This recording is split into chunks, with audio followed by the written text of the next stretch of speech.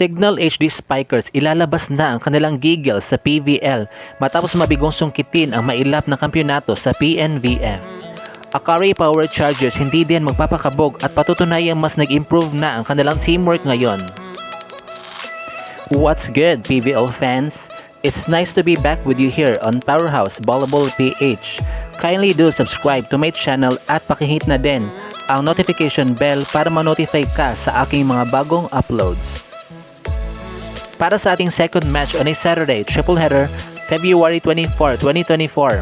In preliminaries, we have Signal HD Spikers who will be matching up against Akari Power Chargers. Parehong nagdaan sa matinding revamp and much needed upgrade ang mga koponan na ito during the off-season. Lalo na itong Signal HD Spikers na sinelyuhan talaga ang Asia's finest, or also known as Miss Everywhere, Don Makandili Katindig, bilang pamalit sa dalawang liberos na sina Angela Nunag and Bia General. At hindi lamang yan, ni-recruit na din nila ang former best opposite spiker in the UAAP na si Joey Fernandez na galing din sa na-disband na Efto Logistics.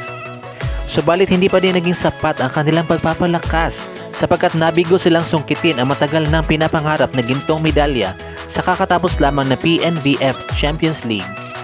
Gayunpaman sa muling pagbabalik ni Bionic Ilongga, asahan natin na mas buo na silang lalaban para sa kanilang koponan at sisikaping makarating sa finals. However, sa panig naman ng Akari na alam naman nating lahat na loaded talaga sila with star players.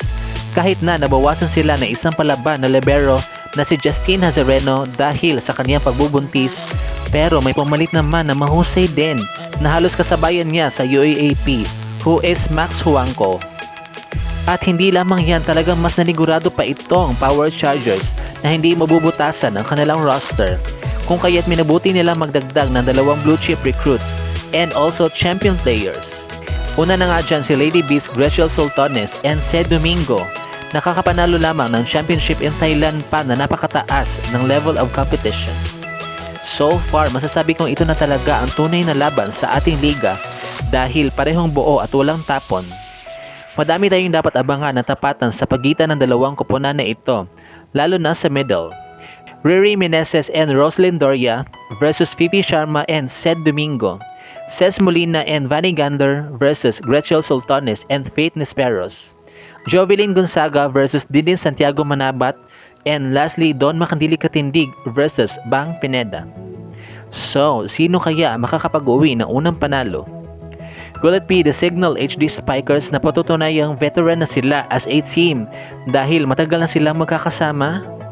Or ipapamukha ng Akari Power Chargers na kahit nasa rebuilding stage pa sila, kaya na lang i-upset ang kalaban? Kaya naman abangan na lang natin ang epic matchup na ito. Mamaya na po yan at 4 PM.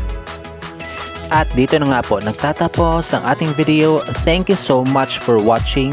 Kindly do subscribe to my channel at pakihit na din ang notification bell para ma-notify ka sa aking mga bagong uploads.